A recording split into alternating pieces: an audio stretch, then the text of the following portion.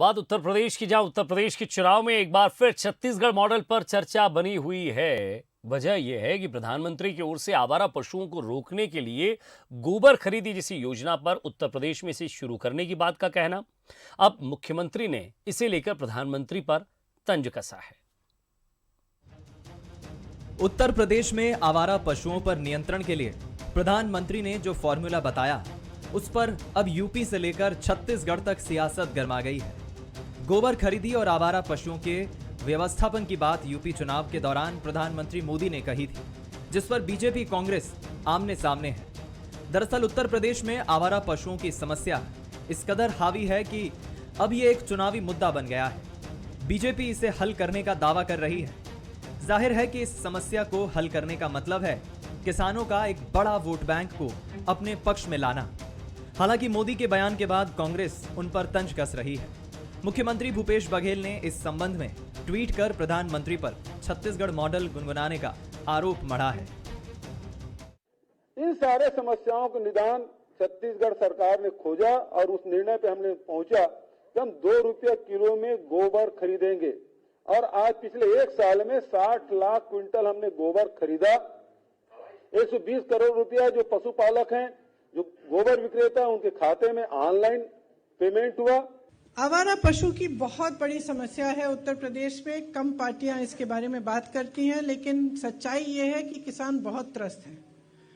और हमने अपने अनुभव में, जो हमारी छत्तीसगढ़ में कांग्रेस की सरकार है, उन्होंने एक पूरी योजना बनाई कि इससे हम किस तरह से इस समस्या को हम हल कर पाए। इसके मुख्य बिंदु हमारी उन्नति विधान में है। छुट्टा जानवरों से जो परेशानी होती है, उसे दूर करने के लिए 10 मार्च के बाद नई व्यवस्थाएं बनाई जाएगी। भाइयों बहनों, जो पशु दूध नहीं देता है, उसके गोबर से भी आय हो, ऐसी व्यवस्था मैं आपके सामने खड़ी कर दूंगा भाइयों। और एक दिन ऐसा आएगा कि छुट्टा जो पशु है ना, लोगों को लगेगा यार घर में इसको बांध लो, इससे भी कमाई होने वाली है।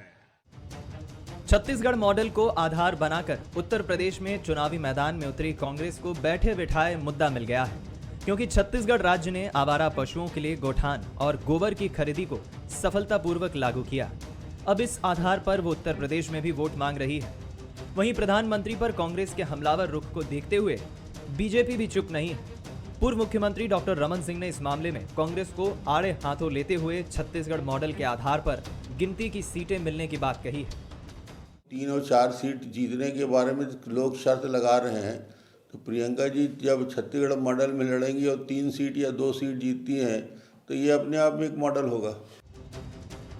इस सियासी बयानबाजी और नोकझोंक के बीच उत्तर प्रदेश में छत्तीसगढ़ मॉडल भी चुनावी मुद्दा बन गया है। कांग्रेस और बीजेपी दोनों ने गोठान और गोबर खरीदी जैसे प्रबंधन से किसानों को लुभाने की कोशिश की है। अब देखना यह है कि किसका मॉडल जनता पसंद करती है। मोहन तिवारी, बंसल न्यूज, रायपुर। चलिए, इस चुनाव में फॉर्मूले कई हैं, लेकिन क्या हर फॉर्मूला फिट बैठ पाएगा, ये 10 मार्च को पता चल जाएगा। फिलहाल इस बुलेटिन में इतना ही। नमस्कार।